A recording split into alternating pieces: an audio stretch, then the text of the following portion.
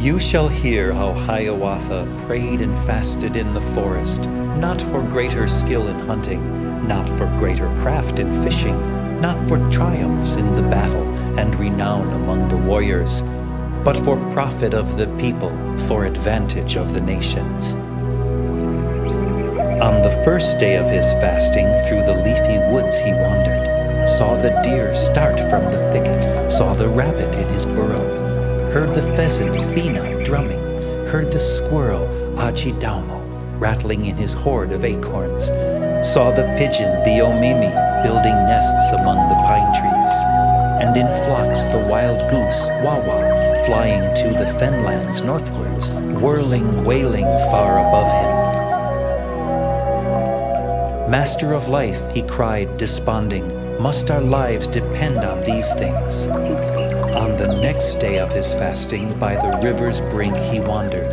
Through the muscodé, the meadow, saw the wild rice Monomoni, saw the blueberry Minaga, and the strawberry Odamin, and the gooseberry Shabomin, and the grapevine the Bermakut, trailing o'er the alder branches, filling all the air with fragrance. Master of life, he cried, desponding, must our lives depend on these things?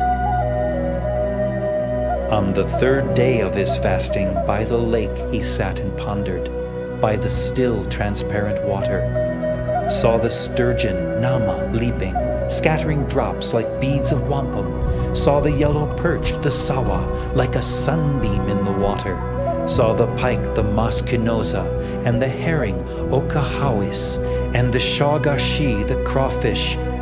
Master of life, he cried, desponding, must our lives depend on these things?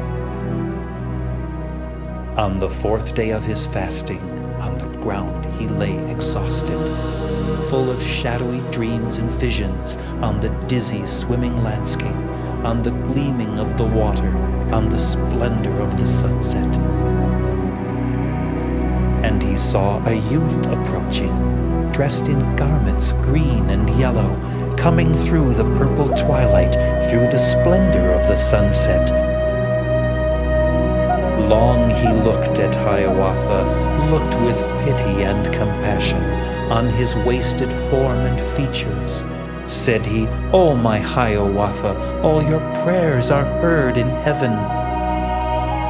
From the Master of Life descending, I, the friend of man, Mondamin, come to warn you and instruct you. Rise up from your bed of branches, rise, O youth, and wrestle with me."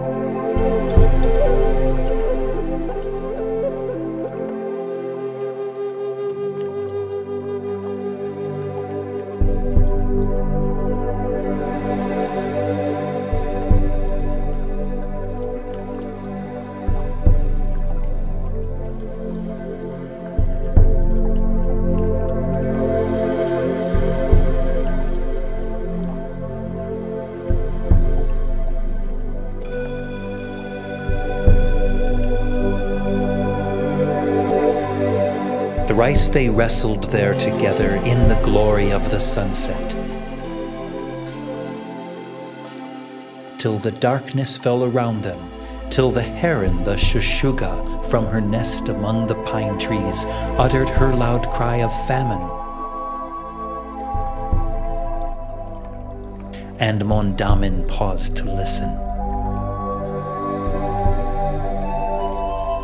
Tall and beautiful he stood there, and he cried, "O Hiawatha, bravely have you wrestled with me, and the Master of Life who sees us, he will give to you the triumph. Make a bed for me to lie in, where the rain may fall upon me, where the sun may come and warm me." Suddenly upon the greensward all alone stood Hiawatha, and before him, breathless, lifeless, lay the youth with hair disheveled. Dead he lay there in the sunset. Day by day did Hiawatha go to wait and watch beside him, till at length a small green feather from the earth shot slowly upward, then another and another, and before the summer ended stood the maze in all its beauty, with its shining robes about it, and its long soft yellow tresses. And in rapture Hiawatha cried aloud, "It is Mondamin, yes, the friend of man, Mondamin." Buried was the bloody hatchet, buried was the dreadful war club, buried were all warlike weapons, and the war cry was forgotten. There was peace among the nations, unmolested roved the hunters, built the birch canoe for sailing, caught the fish in lake and river, shot the deer and trapped the beaver. Unmolested worked the women, made their sugar from the maple, gathered wild rice in the meadows, dressed the skins of deer and beaver.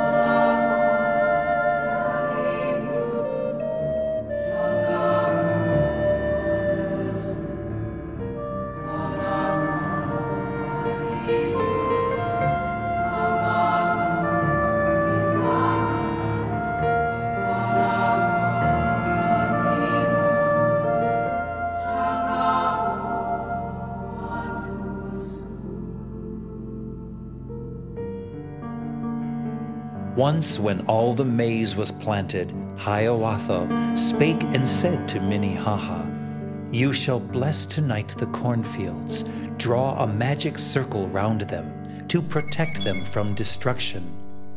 When the spirit of sleep, Nepawin, shuts the doors of all the wigwams, so that not an ear can hear you, so that not an eye can see you, dance around the fields you planted, round the borders of the cornfields, robed with darkness as a garment."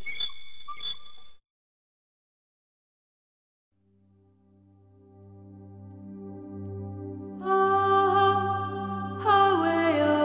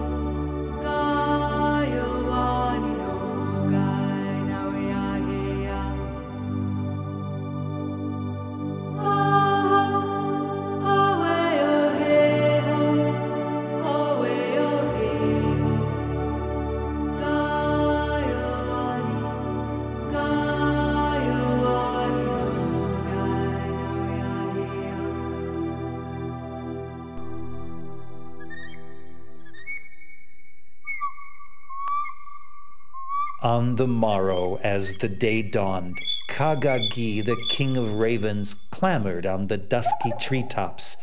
"I will drag Mondamin," said he, "from the grave where he is buried, spite of all the magic circles laughing water draws around it, spite of all the sacred footprints Minnehaha stamps upon it."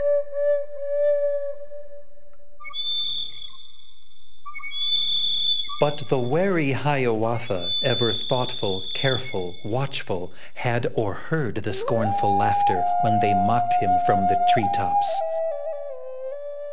From his place of ambush came he. "Kagagi, my king of ravens, I will teach you now a lesson that shall not be soon forgotten."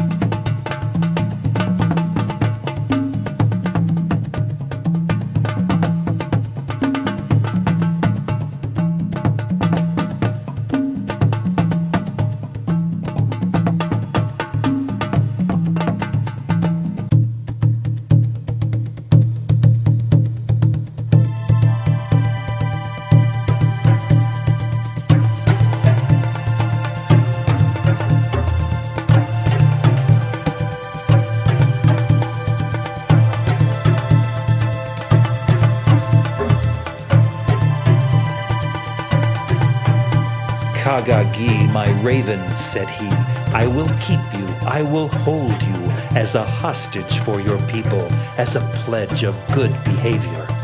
And he left him grim and sulky, sitting in the morning sunshine, croaking fiercely his displeasure, flapping his great sable pinion, vainly struggling for his freedom, vainly calling on his people.